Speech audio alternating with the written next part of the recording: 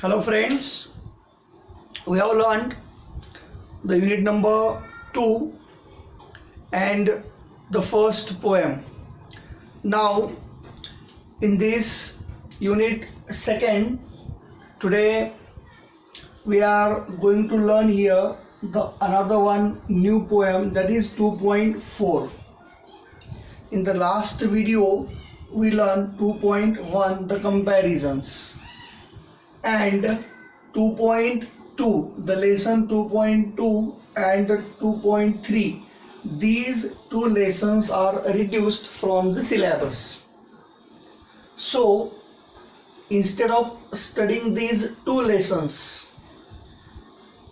Helen Keller आणि the mark ट्वेन हे दोन्ही लेसन जे आहेत, या लेसनवरील फक्त ग्रामरचा जो पार्ट आहे हा ग्रामरचा, आणि बाकी रायटिंग स्किलचा जो पार्ट आहे हा रायटिंग स्किलचा, एवढाच प्रत्येकाने केअरफुली स्टडी करा. बाकी या दोनही लेसनवरती इतर दुसरा कुठल्याही प्रकारचा क्वेश्चन किंवा पॅसेज आपल्याला एक्झाममध्ये येणार नाही. म्हणून हे दोन्ही पॅसेज एक्झाममधून ड्रॉप आहे.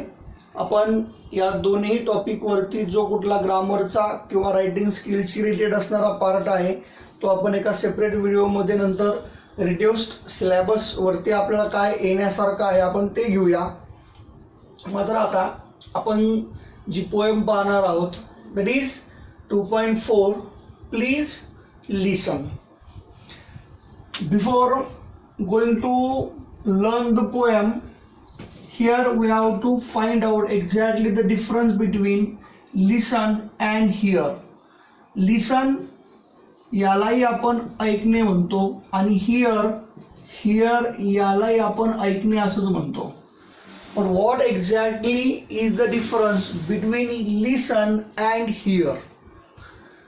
Listen, this meaning of this word is to give attention and listen something carefully, and hear, that is the quality of our ear.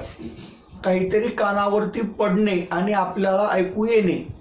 आणि लिसन म्हणजे मुद्दाम होऊन एखाद्या गोष्टीकडे काळजीपूर्वक लक्ष देऊन ऐकणे, दॅट इज लिसनिंग. आपण क्लासमध्ये we listen to the teacher, we do not hear the teacher. Here आपण जो काही गोंगाट आहे, जो कुठला आवाज आहे तो आपल्या कानावरती पडतो, जे कानावरती पडतं आपल्याला ऐकायला येतं ते हिअर झालं. आणि ज्या गोष्टी आपण मुद्दामून ऐकत असतो दॅट इज लिसनिंग झालं. मग आता बघा, हा पार्ट जो आहे पोएम जे आहे प्लीज लिसन, या पोएममध्ये the child who is adolescence and this child who request to someone please listen, म्हणजे त्याच्या ऐकण्याकडे लक्ष न दिल्यामुळे किंवा त्याचं जे काही म्हणणं आहे ते न ऐकल्यामुळे तो कुणाला तरी रिक्वेस्ट करतोय, आणि ती रिक्वेस्ट या प्रकारची की तो सांगतोय की प्लीज लिसन टू मी, माझं ऐकून घ्या, तुम्ही माझं ऐका. सो प्लीज लिसन. आता चिटचॅटमध्ये काही क्वेश्चन दिलाय बघा. What makes you laugh? What makes you angry? What makes you sad? And what makes you happy? In our life there are many things, or in our day-to-day life, in our everyday activity, there may be the various kinds of the jokes, various kinds of the incident, various kinds of the things that make us laugh. आपल्याला हसवायला लावणाऱ्या किंवा आपल्याला हसू येणाऱ्या, what makes you laugh, तुम्हाला कुठल्या गोष्टींचं हसू येतो, किंवा व्हॉट मेक्स यू अँग्री, आपल्याला राग कुठल्या गोष्टीचा येतो, what makes you sad, and what makes you happy. So you have to make a list, at least 3 to 5 points that makes you laugh, 3 to 5 points that makes you angry, 3 to 5 points that makes you sad, and also 3 to 5 points that makes you happy. When we are thinking about the happiness, so when we wish us that things also gives us happiness, when we eat our favorite food that also gives us happiness.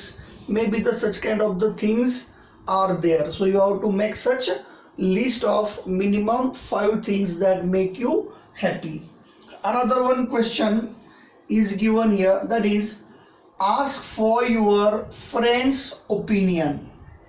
Ask for your friend's opinion. While we are getting the opinion of our friends, so we ask him different questions. Suppose on a particular matter I have to get an opinion of my friend. So what question do I ask? समजा आपल्याला कुठल्या तरी एखाद्या मित्राकडून किंवा आपल्याला आपल्या एल्डर्सकडून किंवा पॅरेंट्सकडून किंवा कुणाकडून किंवा टीचर्सकडून एखाद्या गोष्टींबद्दल किंवा इथे आपल्याला क्वेश्चन दिलेलाच आहे फ्रेंड्सकडून, तर आपल्याला आपल्या फ्रेंड्सचं जे ओपिनियन आहे हे ओपिनियन घ्यायचे. जर आपल्याला ओपिनियन जर घ्यायचं असेल तर मग ओपिनियन कशा प्रकारे आपण घेणार? ओपिनियन घेण्यासाठी do you think, what do you think, can you tell me, मग या प्रकारचे आपण क्वेश्चन्स विचारत असतो.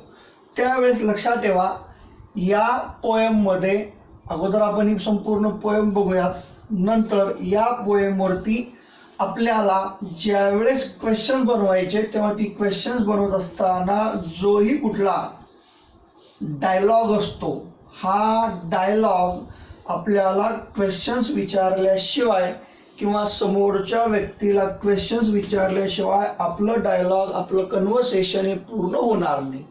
मग आता हे डायलॉग कशा प्रकारे बनवायचा आहे? डायलॉग बनवण्यासाठी what kind of the questions are necessary, what exactly the part that we have to use and that is useful while we are having our conversation with any person, with any unknown person, with any strange person or with our friends. So that we have to learn. Now all of you come at your page number 51. We have to begin with the poem. What exactly the poet has given here, the message that we have to learn. What he says. लक्षात ठेवायचं, poem जी आहे या poem मध्ये जो speaker आहे, speaker is a child and as a child this speaker he has express his thoughts. त्याने त्याच्या मनातील काही गोष्टी ज्या आहेत त्या या ठिकाणी मांडलेल्या आहेत आणि तो त्याला मनाला किंवा त्याच्या मनातील जे विचार आहेत तो या ठिकाणी एक्सप्रेस करतोय. What he sed, he request here, he says please listen. What when I ask you to listen to me and you start giving me advice, you have not done what I asked. So at the very beginning he said, when I ask you to listen to me, ज्यावेळेस तुम्हाला माझं ऐकून घ्या असं म्हणून मी सांगितलं, त्यावेळेस you start giving me advice. बऱ्याच वेळेस अशा प्रकारच्या घटना ज्या आहेत ते वेगवेगळ्या मुलांसोबत किंवा अनेकांसोबत किंवा पर्टिक्युलरली छोट्याल्यांसोबत होतात. जेव्हा काहीतरी प्रश्न विचारला जातो, तो प्रश्न विचारल्यानंतर त्याच्या प्रश्नाला उत्तर न देता किंवा त्याचं ऐकून न घेता, त्या मुलाचं ऐकून न घेता जनरली त्याला कुठल्या तरी प्रकारचा एखादा ॲडवाईस दिला जातो किंवा काय जे आहे त्या गोष्टी त्याला करायला सांगितल्या जातात. So that is why he is very upset and what he said, we have not done what I asked. म्हणजे जेव्हा तो मुलगा जो आहे किंवा हा जो चाइल्ड आहे जो यामध्ये दिलेला आहे, हा यामध्ये एक्सप्रेस केलेला जो चाइल्ड आहे, he is asking to his parents, अशी आपण कल्पना करूया. He asked to his parents, when I ask you to listen me and you start giving me advice, you start giving me advice and that you have not done what I asked. म्हणजे जे मी तुला करायला सांगितले, जे मी तुला कर असं म्हटलेलं आहे, तू केलं नाहीस, तू हे करायला पाहिजेस. म्हणजे तो मुलगा त्याची खंत व्यक्त करतोय की तुम्हाला जेव्हा मी क्वेश्चन विचारला तेव्हा त्या क्वेश्चनचं आन्सर तर मिळालं नाही, मात्र तू हे केलं नाहीस असं म्हणून तुम्ही मला परत ॲडवाईस द्यायला सुरुवात केली. परत again this child he says here, when I ask you to listen to me and you begin to tell me why I shouldn't feel that way, you are trampling on my feelings. So now he is really very upset, he is now very sad, and with his sad emotion, with his emotions. He is trying to express himself. And what he said, when I ask you to listen to me, again and again he is requesting, maybe to his elders or his parents. He is requesting to them, and he said, when I ask you to listen to me and you begin to tell me, तुम्हाला ऐकून घ्या असं म्हणून मी सांगतोय, मात्र त्यावेळेस तुम्ही मला असं म्हणताय की you begin to tell me why I shouldn't feel that way. Why I shouldn't feel that way? You are trampling on my feelings. ट्रॅम्पलिंग म्हणजे एखाद्या गोष्टींकडे दुर्लक्ष करणे, त्या गोष्टी पायमल्ली करणे किंवा पायाखाली तुडवणे. So you are not giving the attention to my feelings. You are not giving that much importance to my opinions. Again, poet who is now completely helpless, and again he asks, when I ask you to listen to me and you feel you have to do something to solve my problem. So he is now requesting that you have to do something to feel my problem. You have failed me, strange as may seem. So whatever the strange as may seem, that you have to solve my problems. It means he is again and again, one after another, he is asking the same question, and he is telling, when I ask you to listen to me, you are not listening to me, and you have to solve the problems. Whatever the problems are, that you have failed to solve my problems. म्हणजे हा परत express करतोय की लिसन to मी, माझं ऐकून घ्या, please you listen to me. You have failed to solve my problems. Whatever my problems are, that I am asking to you to listen me, but you are not listening and you have failed to solve my problem. So please listen. All I ask that you listen. Please listen. म्हणजे शेवटी तो प्रचंडपणे वैतागून किंवा अतिशय रागाने तो शेवटी एकदाच म्हणतोय, please you listen. And what you have to listen? All I ask is that you listen. That all I ask is that you listen. म्हणजे जे काही मी विचारतोय ते प्रत्येक गोष्ट तुम्ही ऐकून घ्या. जे काही विचारतोय त्या प्रत्येक गोष्टींकडे तुम्ही लक्ष द्या. Don't talk or do, just hear me. Don't talk or do. म्हणजे फक्त बोलायचं नाही किंवा फक्त काहीतरी करायचंच नाही, तर ती प्रत्येक गोष्ट जी आहे ती ऐकून घ्यायची. So please you listen, just you hear me, just you hear me. सुरुवातीलाच आपण हिअरचा मिनिंग बघितला, लिसनचा मिनिंग बघितला. हा पोएट म्हणजेच हा जो स्पीकर आहे हा सांगतोय, just you hear me. Advice is a cheap. So irrationally म्हणजे आता शेवटी तो ऐकून घ्या असं म्हणतोय, आणि तो परत रिक्वेस्ट ही करतोय की please you don't give me the advice. Why he is telling in this so that not to give the advices? Because according to the child, he said, advice is a cheap. 20 cents will get you both dear Abby and Billy Graham in the same newspaper. If you read the newspaper, so you will get the various kinds of the advices which are published in the paper, and that paper cost just 20 cents.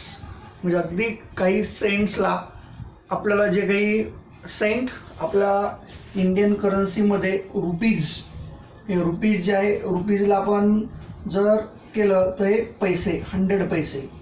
तसं dollar जो आहे, या डॉलरमध्ये आपण जर डॉलरचं जर केलं तर हे सेंट, हे सेंट होतात.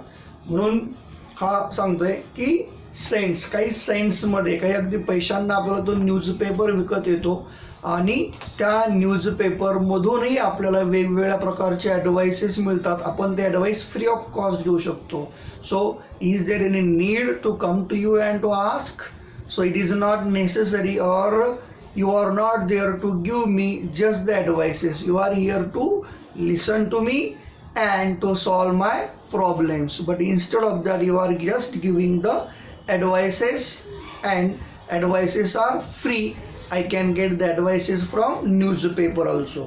Again he said, and I can do for myself, I am not helpless. Whatever the advice you are giving me, whatever the thing that you are telling me to do, that I can do that myself. I am not helpless. I am not helpless, or I am not that much unable to do or to solve my problems. But as elder, I am asking you to carefully peep into my things, to look at my problems. I can do for myself. I am not helpless, may be discouraged and flattering, but not helpless. काय म्हणतोय बघा, या प्रत्येक वर्डकडे लक्ष द्या. I can do my self, I am not helpless. I am not helpless, म्हणजे helpless नाहीये. कुणीतरी मला मदत करू शकतं, कुणीतरी मला त्या ठिकाणी मदतीला येऊ शकतं. एवढंच आहे की I am discouraged. I am discouraged. And again he said, I am faltering. I am faltering and I am discouraged. हे faltering अडखळणे, थोडंसं अडखळतोय किंवा थोडासा डिस्करेज्ड आहे, मात्र हेल्पलेस मी नक्कीच नाही आहे. But I am not helpless. So please listen to me. Instead of giving the advices, listen me. Maybe I am discouraged or faltering, but I am not completely helpless. When you do something for me that I can and need to do for myself, you contribute to my fear and inadequacy. Now again he said here, when you do something for me that I can, ज्या गोष्टी मी करू शकतोय किंवा ज्या गोष्टी मला करता येतात, ज्या मला करणं शक्य आहेत, ज्या माझ्याच्यानं करणं पॉसिबल आहेत, जर त्या सर्व घटकांमध्ये किंवा त्या सर्वच बाबतींमध्ये ज्या मी करू शकतोय, you do something for me that I can and need to do for myself, आणि ज्या करणं माझ्यासाठी गरजेचं आहे, म्हणजे जे मी करू शकतो आणि जे माझ्यासाठी करणं गरजेचं आहे, you contribute my dear and inadequacy. म्हणजे जिथे कुठे अपुरेपणा असेल, जिथे कुठे काही कमीपणा असेल, जिथे कुठे काही गोष्टींची कमी असेल, त्या काही गोष्टींची कमी असल्यानंतर तुम्ही त्या ठिकाणी मला मदत करावी, किंवा जे माझं म्हणणं आहे किंवा जे मला सांगायचं आहे त्या सर्व गोष्टी ज्या आहेत त्या तुम्ही माझ्या ऐकाव्यात. अशा प्रकारे हा पोएट जो आहे, पोएट म्हणजे हा एक चाइल्ड जो आहे, तो यामधून अशा प्रकारचा मेसेज जो आहे, तो मेसेज परत परत त्या समोरच्याला म्हणजेच त्या ऐकणाऱ्याला तो वारंवार देत राहतो. या पुढचा पोएमचा जो पार्ट आहे, हा या पुढचा पोएमचा पार्ट जो आहे तो आपण या पुढील नेक्स्ट व्हिडिओमध्ये पाहूया.